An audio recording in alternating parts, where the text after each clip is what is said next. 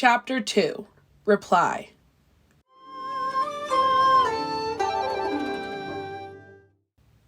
Wei Wuxian woke up alone. He sat up and looked around. Wen Ning wasn't there anymore, since he was no longer an unconscious corpse. Wen Qing wasn't there fussing over them both and threatening him with needles. Yuan wasn't trying to wake him up to play, and there was no visible sign that Lan Zhan had been there at all. Wei Wuxian had been a mess the previous night, but he remembered well what he had said. He knew that he could trust Lan Zhan not to tell anyone about his missing golden core, but he also understood that telling him had probably changed the way that Lan Zhan felt about him. But still, it hurt that he had left while Wei Wuxian was sleeping. He hadn't even said goodbye. Wei Wuxian stood, stretched his arms overhead, and started out to face the day. He wondered when he would next see Lan Zhan, on a night hunt, on a visit to town, at an official meeting, perhaps across the battlefield, or sitting on the ground, patting the top of Yuan's small head, allowing himself to be buried in the radish garden. Wei Wuxian blinked, rubbed his eyes, checking to make sure he wasn't imagining the scene before him, and ran over as quickly as his feet would let him stumble forward. "Yuan! What are you doing to poor Lan Zhan? You're getting his nice clothes all dirty!" Wei Wuxian exclaimed when he reached them. "I'm planting him!" Yuan declared proudly. "If I plant him here, he will make roots like the plants do, and then he won't leave." He punctuated his statement by hugging Lan Zhan's arm tightly. It really was a sweet sentiment. It broke Wei Wuxian's heart to see how attached to Lan Zhan Yuan had already become. He was surprised by how quickly he had warmed to him. He was also surprised by how quickly Lan Zhan had gotten used to the child. What was the most baffling was that Lan Zhan was allowing this to happen. Wei Wuxian put his hands on his hips and peered down at him. "And you, Lan Zhan? Are you a person or a rabbit? What are you doing sitting in the dirt?" "I am growing roots," Lan Zhan answered serenely. Wei Wuxian covered his face and laughed into his sleeve. He had to bend over and clutch his stomach to catch his breath.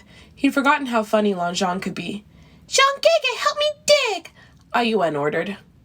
Yes, I'll play too," Wei Wuxian agreed easily. He couldn't and wouldn't pass up the chance to toss dirt all over Lan Zhan without consequence. They buried him under the dirt with diligence, giggling as they did so.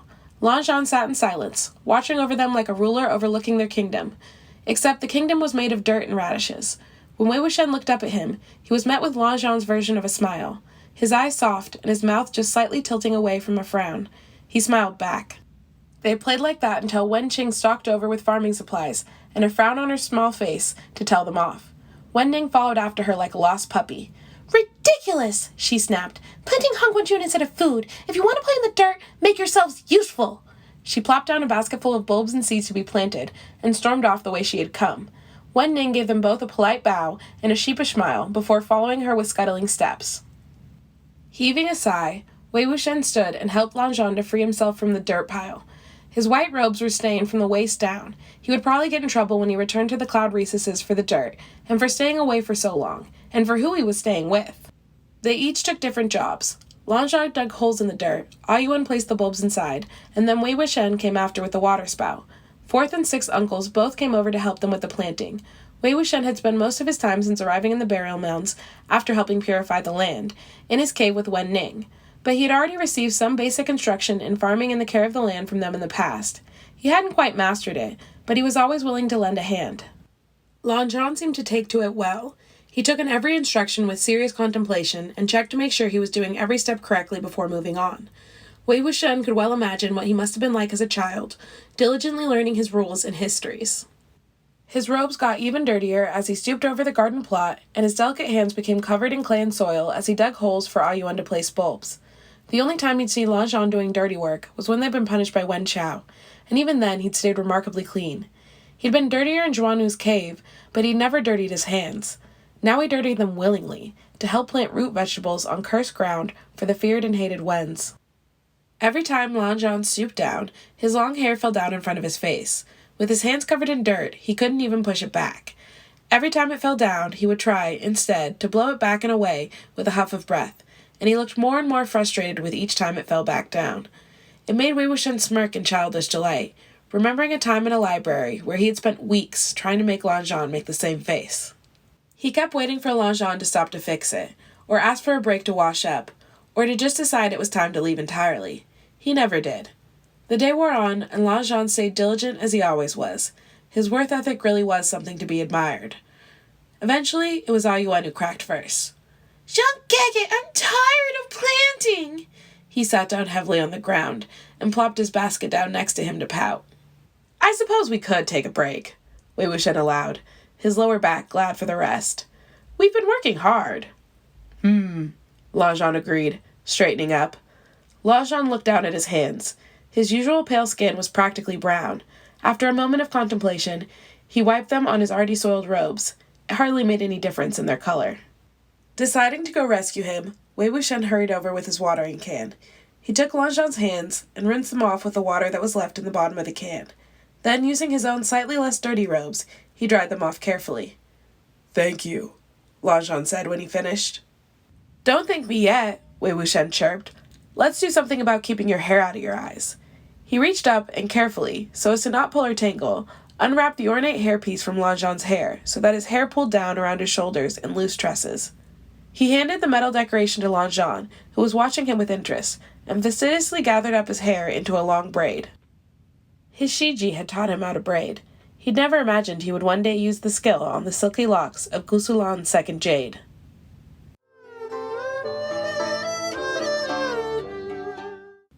When Wei Ying had reached for his hair, he had initially stiffened protectively. It came from years of being taught to protect his forehead ribbon, but Wei Ying didn't touch his ribbon. He had never had his hair in a braid.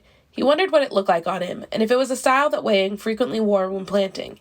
He hoped to get the chance to find out.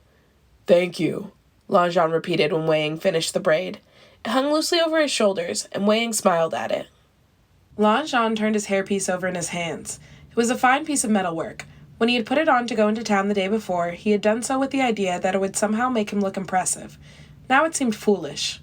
He knelt down and offered the crafted metal to Yuan. His eyes lit up at the shine, and he grabbed it greedily. Yuan, Lan Wangji addressed him. Can you take this to Miss Wen and ask her whether she thinks there is someone here who can break this down to be sold as scrap metal? Aww, Yuan whined. Do we have to break it? It's so pretty. He pouted.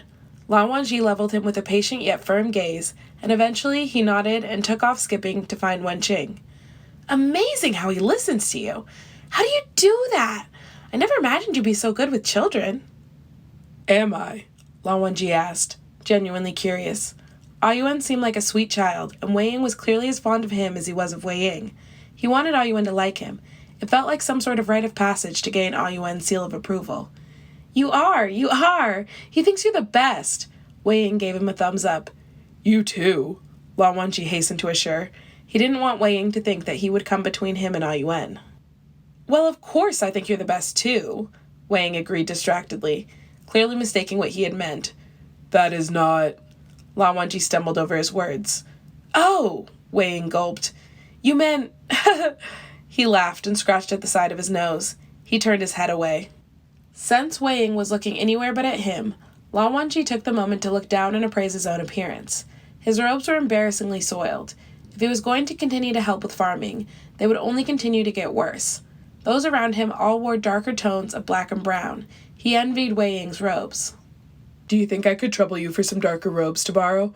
I am not properly dressed for this, he requested. When he looked back up from his robes, Wei Ying was looking at him again, but now he was glaring. His dark eyes flashed so fiercely that Lan Wangji was taken aback. Wei Ying reached out and grabbed a hold of his wrist tightly, and, with a severe frown slashed across his face, yanked Lan Wangji roughly away from the Tilm farmland and back inside the cave they had slept in. The second they reached the part of the cave designated as the bedroom, Wei Ying dropped his wrist in favor of pacing furiously back and forth. Why are you still here? Why are you giving away your possessions and asking to borrow clothes? Why are you farming and getting dirty? Why are you here? He ranted, getting louder and more desperate with each frantic question. Why are you doing this? Why are you making me want things I can't have? He sighed and rubbed his face with his palms. With the motion, his anger seemed to fade into a quieter sadness. He still paced the floor, but with a slower gait, and his voice became demure. It's cruel, he murmured. It's cruel of you, Lan Zhan. What things? Lan Wangji asked when the rant was through. What things are cruel? What things do you want, Wei Ying? Whatever Wei Ying wanted, Lan Wangji wanted to give it to him if he could. Too much to ask, he denied, waving his hand dismissively and continuing to pace. Ask, Lan Wangji insisted. I can't, Wei Ying denied once more. Frustrated that Wei Ying once more refused to look at him, Lan Wangji stepped forward into his path and grabbed a hold of Wei Ying's wrist. forcing him to stop pacing. "Ask," he repeated, squeezing Wei Ying's wrist. Wei Ying looked up. Wei Ying's eyes were twinged with red, and wetness gathered in their corners. "Ask, Wei Ying." "Stay," he croaked. "Here, I want you to stay with me." A tear slipped free and slid down Wei Ying's cheeks. "I don't want to say goodbye to you again. Will you stay, Lan Zhan?" "I will stay with Wei Ying," Lan Wangji told him gently, without a moment of hesitation. He felt relieved that Wei Ying had asked. He had hoped that he hadn't been wrong in thinking that Wei Ying wouldn't mind having him by his side. To have Wei Ying ask him outright to stay not only confirmed this, but also made Lan Wangji feel warm inside. "I don't just mean for a little while, Lan Zhan. Do you understand? I'm asking you to stay for good. I won't let you leave if you stay, so you have to be sure." "Wei Ying." Lan Wangji tried to assure him that he knew perfectly what he had meant, but Wei Ying had whipped himself into a frenzy. "And think about how you went. It's not nice to get his hopes up and let him down," he continued. "He's grown so attached to you already. I won't forgive you if you let him think you're staying only to abandon him later." It was clear to Lan Wangji that words would not be enough to calm Wei Ying, so he turned to action.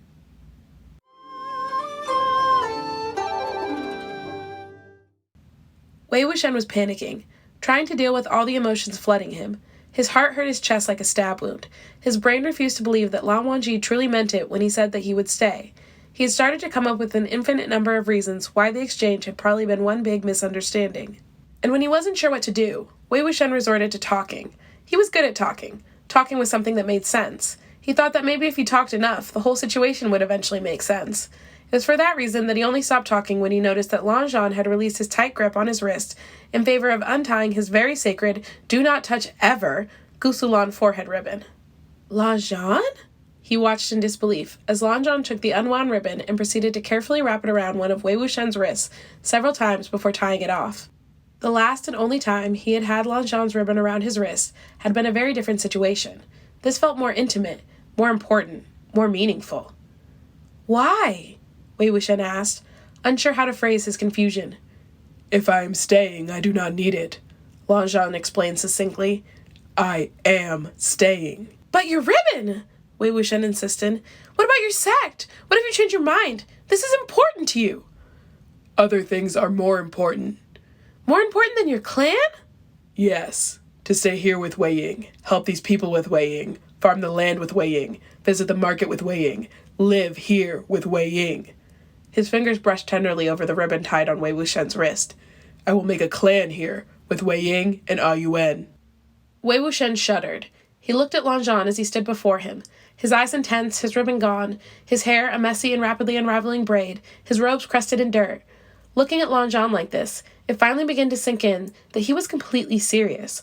Lan Zhan was offering to leave his sect to stay with Wei Wuxian on a cursed burial mound. He was willing to leave the Lan clan behind to help Wei Ying start his own clan.